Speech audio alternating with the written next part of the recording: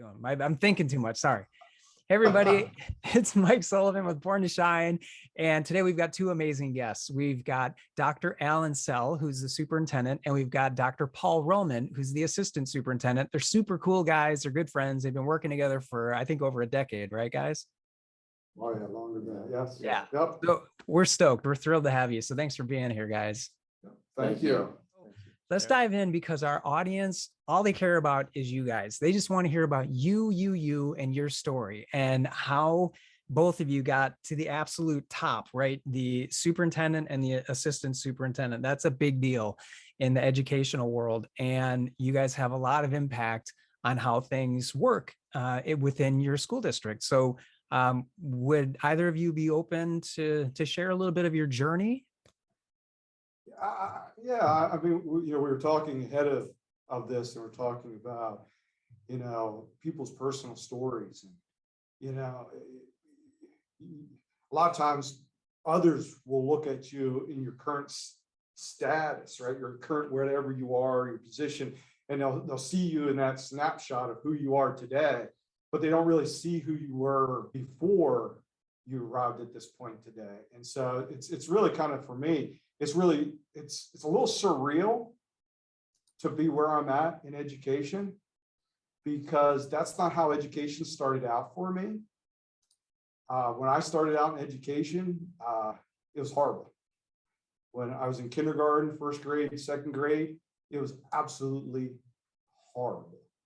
And I think this is really important for people to identify with or understand that everyone has these things, and just who you look like you are today doesn't mean that's who you always were. And so I could remember, kindergarten, first grade, second grade, just getting hammered, going out at recess and just getting, punished, bullied. I was just awkward. I was an awkward kid. I was 50 pounds overweight. I don't think my nose ever stopped running, which led to endless, comments. In second grade, I failed second grade. I almost failed first grade. They passed me on, but then, second grade was so bad, they finally said enough's enough, like you're failing, And I remember it was just this sort of mixture of not only bullying, but then you fight back. So then you end up at lunchtime being the kid sitting in during recess, by yourself at a table. And, it just, when I look back on that time period of life, because you remember, you don't remember a lot about your childhood, but you really can remember the things that weren't so good, like they sit with you forever, right? And they really inform who you are. And, by the time I went through the second time in second grade, it just, I hated education, hated it, didn't want any part of it. I would do anything to avoid it, and third grade, when I finally got to third grade, there was a teacher. And at that time, you're a third grader, and I thought she was like in her 70s. That's a third grader. She probably wasn't, now that I look back at it. But she was really caring, and she was really, really, really nice, And I was finally with a different group of kids, and it felt better, And so then in fourth grade, I had my first male teacher, and that was kind of a different experience because he interacted on a different way. There was a different interaction there, and that was really good. And then in fifth grade, I was the captain of the safeties. And so like here I go from, K1 and 2, second to just horrible, to now I'm the captain of the safeties. Like, it's my job to take care of the rest of the safeties, whose job it is to take care of the kids and make sure they come in for recess correctly and they line up and go to the playground correctly. But the reality of it is you never, ever, ever kind of undo that initial part. And so when you jump ahead in life, education wasn't something that I necessarily in high school sat back and said, oh, I want to be a Spanish teacher. I'm going to go be a Spanish teacher. It was something I just sort of worked my way to. And one day I said, I think this is what I want to do. And what I really came to find out is through those difficult times, through getting to a different place, through, growing and maturing, It's really about leadership. So I enjoyed like the first 2 years or 5 years of teaching Spanish or whatever it was, 5 or 6 years. But it's really, I had a hunger for leadership. I really wanted to be part of that bigger conversation. And so I had the opportunity to go be an assistant principal at Chambersburg area, Chambersburg High School. It's one of the largest high schools in the state of Pennsylvania. And you start to build your confidence. You continue to build your confidence. You continue to reimagine who you are, but at your heart, at your core, you still find yourself understanding the kids who are struggling. You still find yourself understanding the kids that are like they're in bad spots. I had a school psychologist once say to me, he said, it was kind of a compliment. He said, I could tell your background was different because you didn't instantly go into the rules and here's what you asked the question, why did you do it? Like what motivated you to do that? He said, and he gets the opportunity to see a lot of administrators, and that's not where they go, and I still have that big heart, had the opportunity to be a campus principal, K through 12, director of special ed, director of education, and the assistant superintendent. And I still have that heart for those kids. I still, and during the pandemic, let's be honest, this has gotten incredibly difficult for kids. The mental health needs for kids is just, off the charts. The mental health need for adults, for families is just off the chart. And feel for them. So that's my background there. That's beautiful, Dr. Ruhlman. I love that you shared, and you're so authentic. That's such a cool. That takes so much strength, because I can relate on a personal level. I in third grade I was bullied. That's where everything fell apart in my life. And that's what led to the self-doubt, to the anxiety, to dreading going to school. Instead of it being a place I used to love to go, now I was terrified to go.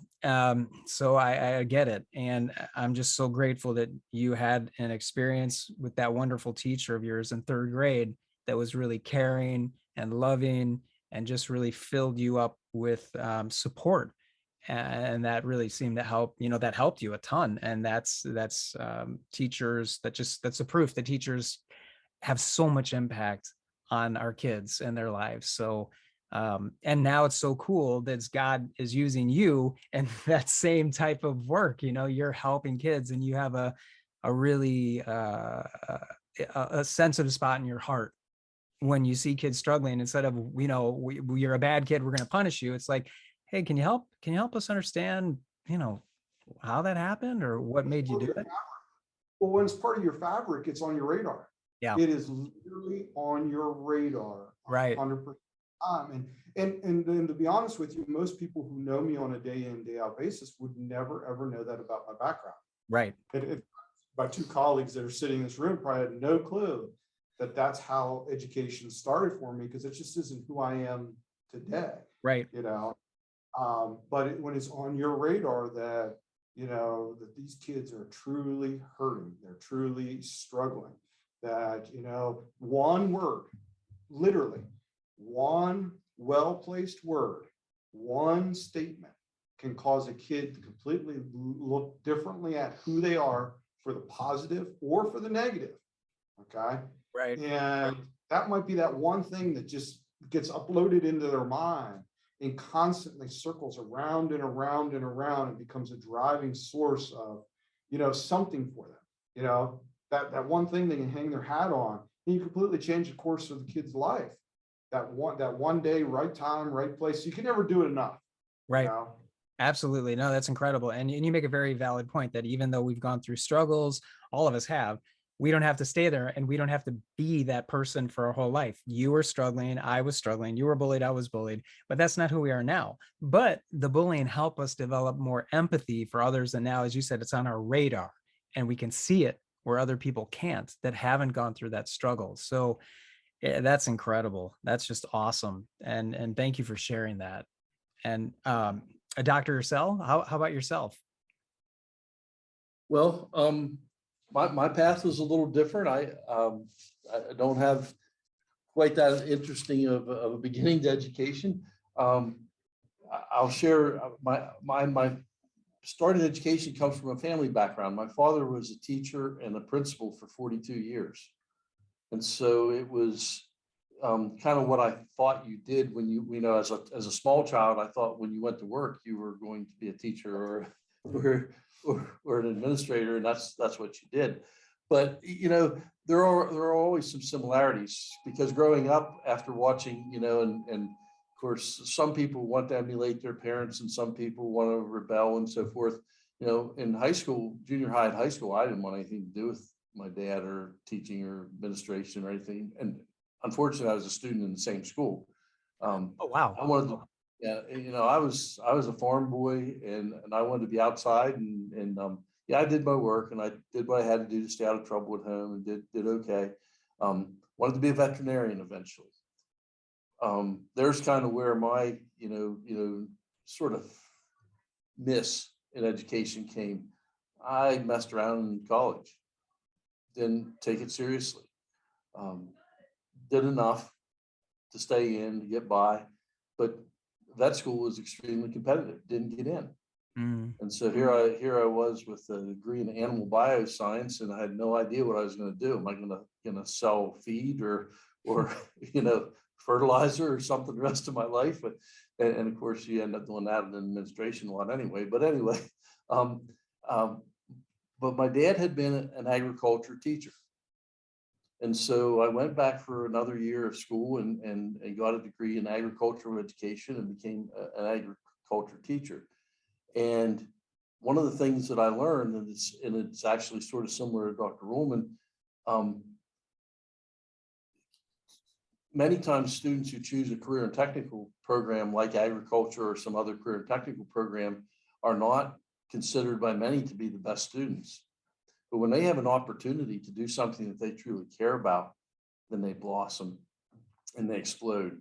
And of course, I don't know how much you're familiar with agriculture as a subject, but the organization FFA, which used to be Future Farmers of America, but since the agricultural industry has expanded so far outside of agriculture, it's just called the organization of FFA. But the centerpiece to that is leadership, public speaking, leadership, parliamentary procedure, you know, all those kinds of things where students who were not necessarily the best students academically had a chance to shine in those realms and do extremely well. And actually, I got my appreciation for those students from that experience, basically looking for a livelihood, but then finding a passion. And so my journey to the superintendency is a little bit different too. Is I've never been a principal, actually. I became a director of a career and technical education school fairly early in my career. I was an assistant principal for a little while, and then went through the career and technical ed. So I was involved in that for quite a number of years before becoming an assistant superintendent, which is the same assistant superintendency Dr. Ruhlman is now, and then eventually becoming superintendent.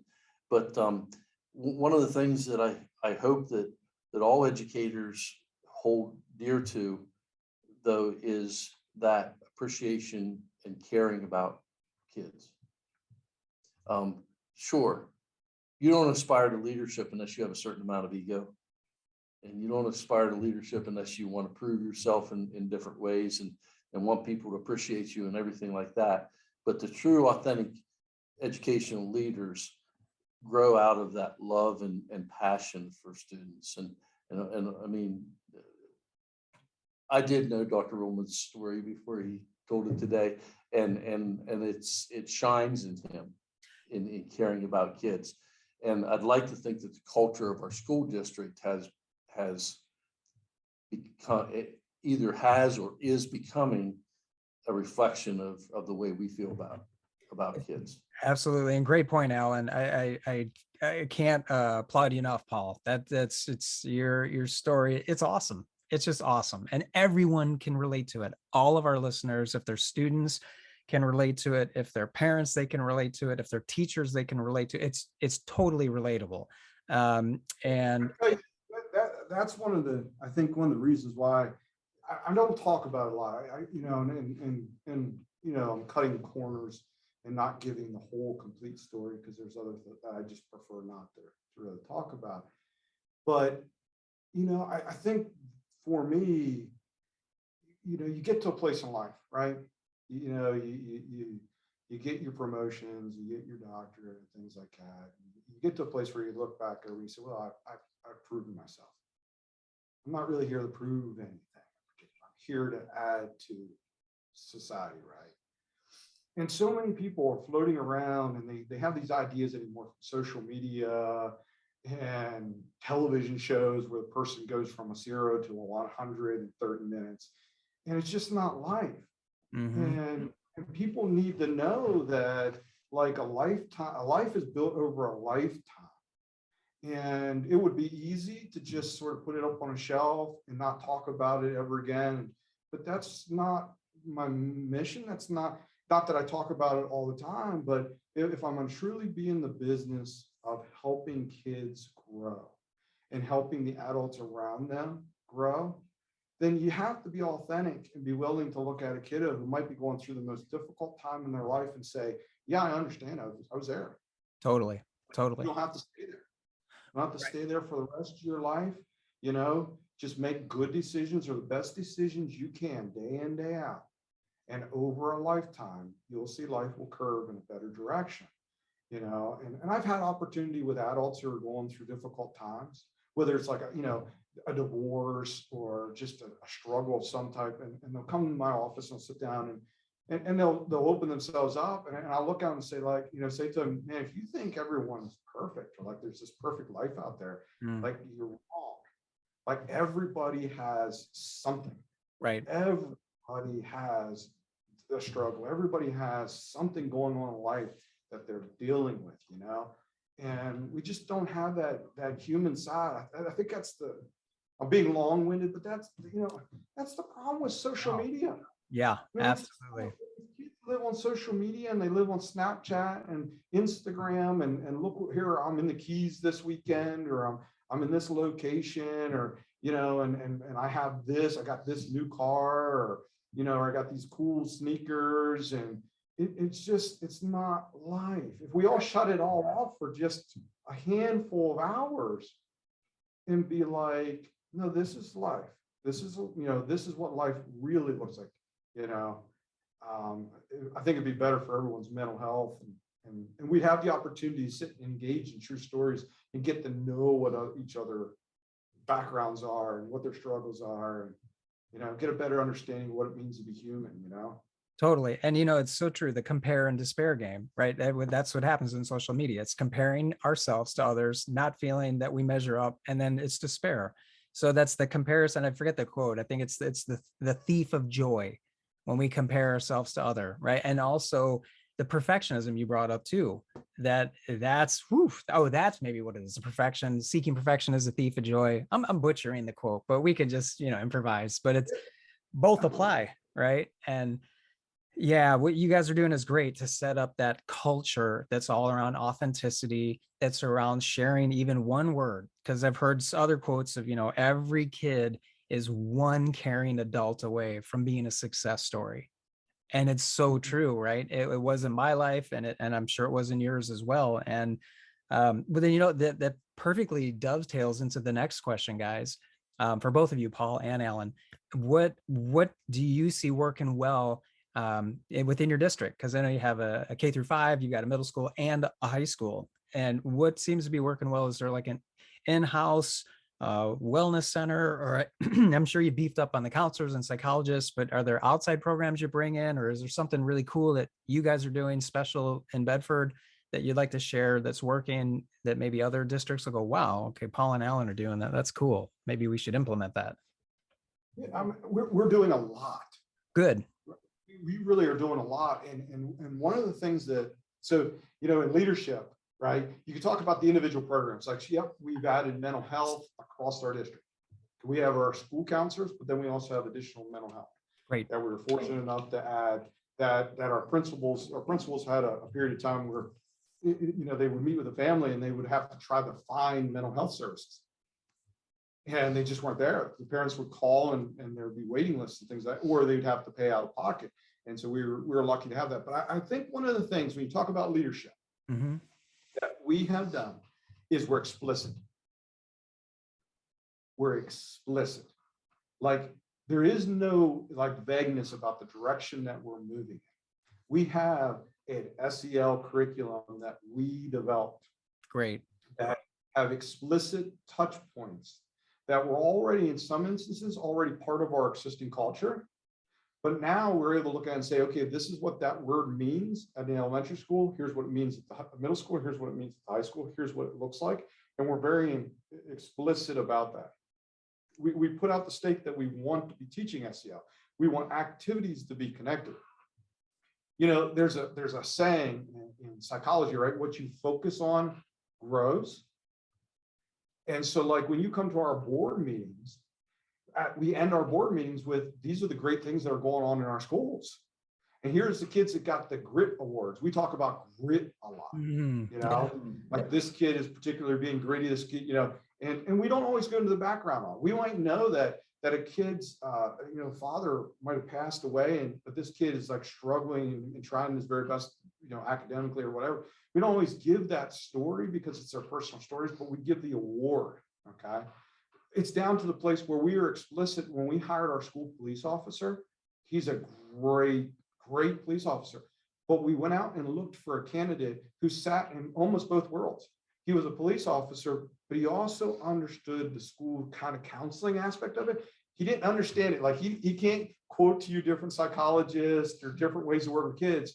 He's just human on the nature that he has that natural ability to connect with other people, a genuine interest in their story, that he's seen as, yeah, he's a school police officer, but people don't see him as a school police officer. They just see him as this nice guy that comes around, talks, gives out awards, has lunch with the kids and stuff. So I think that, you know, if I were talking to other leaders, what I would say to them is just be explicit. Like come up with plans. We're making a commitment to students' mental health, and we're going to be explicit about the direction we're going to go in. We don't need to accomplish it all today, but just be clear about your direction and start moving that direction. You know, Yeah. I think that's one of the biggest things that we do well here. That's awesome. That's awesome, Paul. And Alan, would you like to add anything? Well, I think, you know, what Dr. Ruhlman and what Paul's saying is absolutely true. And a lot of that came from some of his background in his work, you know, in his doctorate work, which was appreciative inquiry, which we molded here in the district. And he and I worked together, but with his leadership, and we molded it into what we call appreciative leadership. Mm-hmm. And it's become our quality control of our district, you know, not Baldrich or what, I don't know what, you know, ISO 9000 or whatever, the different quality control. No, we don't. We have our own, and it's steeped in that leadership. And one of the keys to it is positivity. We study our successes to find out how to take care of our challenges. You know, so much of education today is about, you take this test, and we'll tell you how bad you are, and you figure out how to fix how stupid you are in this test, right? Right. And that is just not a healthy climate for education in any way. I mean, so we literally study and grow off of our successes to work on our challenges or our dreams to make the district better.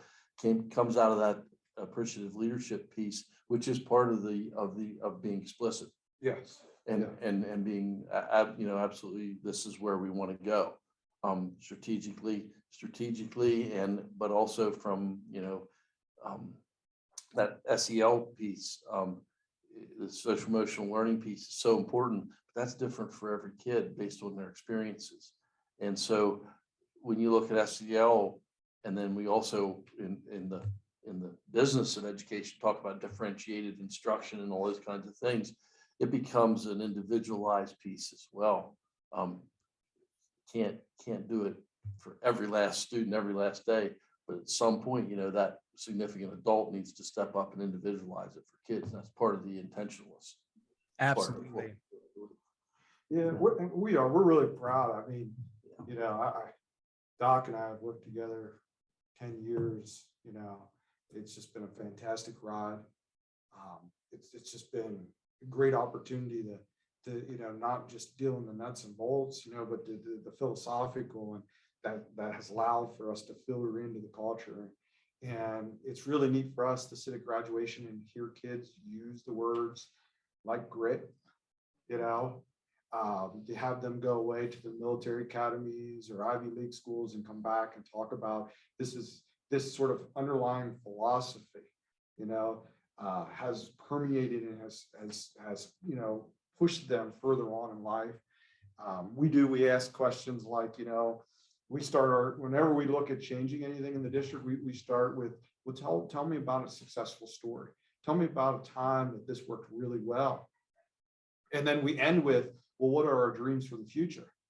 And so the language is not, we don't do the old SWOT analysis stuff. We say, okay, well, tell us what it looks like when it's doing really well. Like, what should it look like really well? And we actually have these questions around SEL. Like, we actually ask that question, like, what should it look like when we're really supporting students at your very best? But we don't only ask the question, we do it and tell us a story about a time that we really did a great job with supporting a student. And like Doc said, hitting them at the individual level, like meeting their individual level, having a connected adult, letting them know we're committed to them, individualizing the program to meet them where they're at so that they, academically, they're not getting crushed at the same time, and emotionally they're getting crushed, right? Mm-hmm. And then, what kind of resources should be in place. But then, we'll build off that and we'll ask the question, well, what are our dreams for the future? And that's when things like, well, additional mental health counseling across the district would come up, or common language. That was one of the things, like a common language, like the elementary school is using these terms when it came to SEL. When they go to the middle school, they're talking about random acts of kindness, but the elementary school is saying this. And it's like, well, okay, but we want the kids, by the time they're done, to understand this concept. We don't want them to be confused by the concept, but those all generate into explicit plans, right? Like, once you have, this is our dreams for the future, is to have mental health across the district, you put a stake in the ground, you say, okay, this is what we want to do. And when the funds come or the opportunity comes, you don't have to look around your desk and be like, hey, well, we got ESSER funds that came in.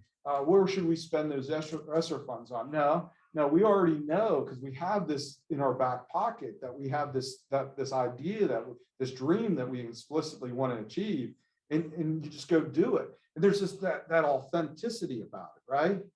It's like, well, no, we're not just doing it today because we received maybe federal funds or something. It's like, no, we talked about this 5 years ago. Like, this truly is in our fabric, I love it. The leader, No, go ahead. Sorry, I didn't mean to interrupt you. That's I just love it. It's incredible. And you're doing so many powerful things. It's the law of attraction, right? It's just, you're putting out, it's like the vision board, right? And you're helping these kids. You're just using different terms, but it's the same thing. I went to school to become a psychologist, and then, I have friends that are neuro psychologists, and all the science behind the mindset, right?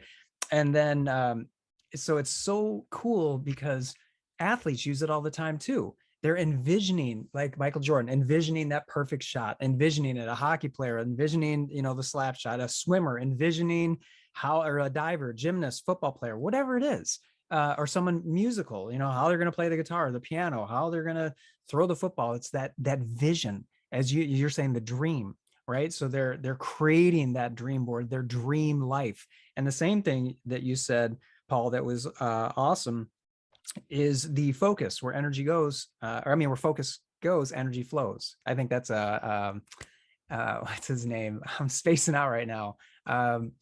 He's a speaker. He's all over the world. They're really huge guys, like 7 feet tall. The giant, everybody in the world loves him. I can't believe I'm spacing out today. I'm having a brain fart. O'Neal?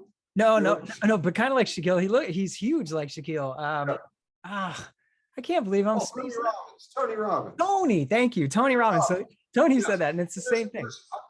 There's this, we don't talk about it a lot, because unfortunately, positive psychology, so you have these kind of different camps in the world, right? Mm-hmm. Everyone's perspectives are a little different, right? So to some people, if you go out and look at them and go, hey, we're practicing a lot of positive psychology here, they just sort of, it's fluff. So we're more intuitive about it, right? Like, we know what we're doing. Right. Okay. Right. We just weave it differently so that it seems a little more businesslike, Right. right? Right. And so we use words, implicit and things of that nature and stuff. And we don't, vision, we just walk them through the process that they do this. Okay. And then in the end, we say, well, now we have these plans, well, yeah, but we took you through positive psychology. Absolutely. We grounded you in this positive story. Then we took you to another level. We said, like, well, tell us, what would it look like at its very best? What's those dreams in the future? And now we have these business like plans, and so and that's part of being a leader, right? Is communicating it on a right level. That because if you go out to the general public and say, hey, we're practicing, positive psychology, they kind of look at you like, really? Are we just all sitting around, envisioning things? Are we not really doing anything?